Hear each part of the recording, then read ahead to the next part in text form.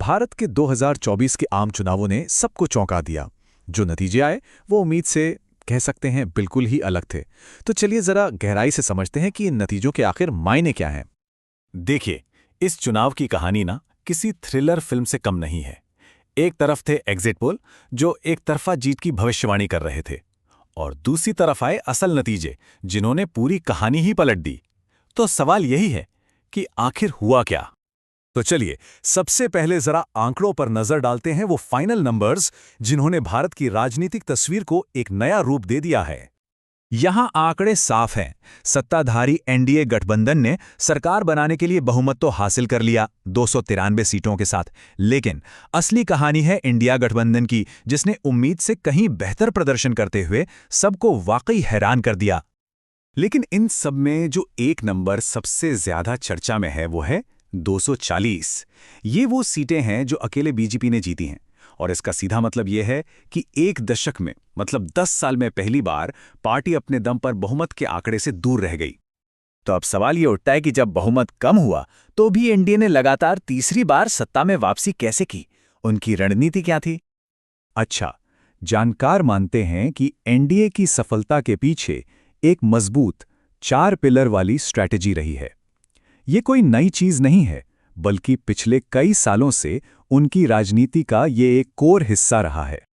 चलिए अब सिक्के का दूसरा पहलू देखते हैं, क्योंकि इस चुनाव की एक और बहुत दिलचस्प कहानी है, और वो है विपक्ष की जबरदस्त वापसी।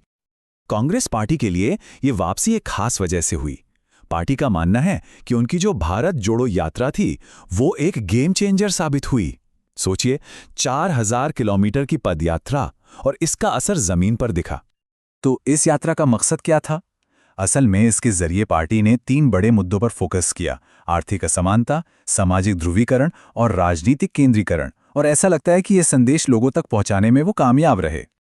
अब बात करते हैं उत्तर प्रदेश की, जहां विपक्ष के एक अहम साथी समाजवादी पार्टी अपनी सफलता का श्रेय एक, कह सकते हैं, राजनीतिक गणित को देती है। पार्टी नेता अखिलेश यादव ने इसे एक दिलचस्प तरीके से समझाया। उन्होंने एक सरकारी विज्ञापन का उदाहरण दिया, 1,93,000 नौकरियों का। उनका कैलकुलेशन ये था कि ये विज्ञापन सिर्फ आवेदकों को नहीं बल्कि उनके परिवारों को भी प्रभावित करता है, मतलब करोड़ों वोटर।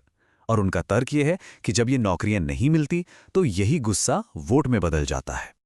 अच्छा, पार्टियों और उनकी रणनीतियों से हटकर देखें तो इस पूरी कहानी में एक और बहुत जरूरी किरदार है, और वो है देश का युवा वोटर। और यहीं पर एक चौंकाने वाला, बल्कि कह सकते हैं एक चिंताजनक आंकड़ा सामने आता है।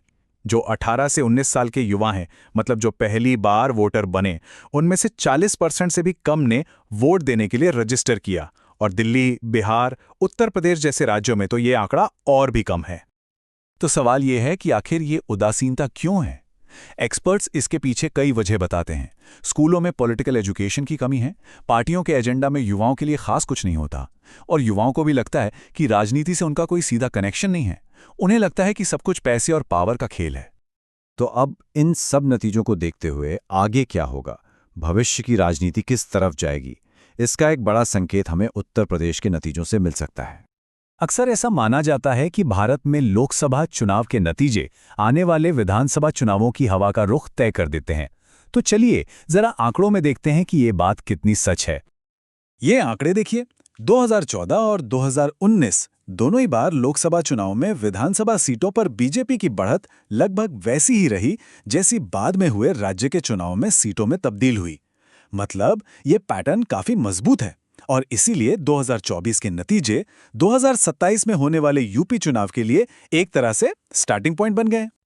तो अब हमारे सामने एक नई तस्वीर है। केंद्र में एक गठबंधन सरकार, एक मजबूत और पहले से कहीं ज्यादा आत्मविश्वास से भरा विपक्ष, और लाखों युवा वोटर्स जो अभी भी राजनीति से दूर हैं। ये सारे फैक्टर मिलकर 2027 तक भारत की राजनीति को कौन सा नया मोड़ देंगे, ये सवाल अब सबसे बड़ा है।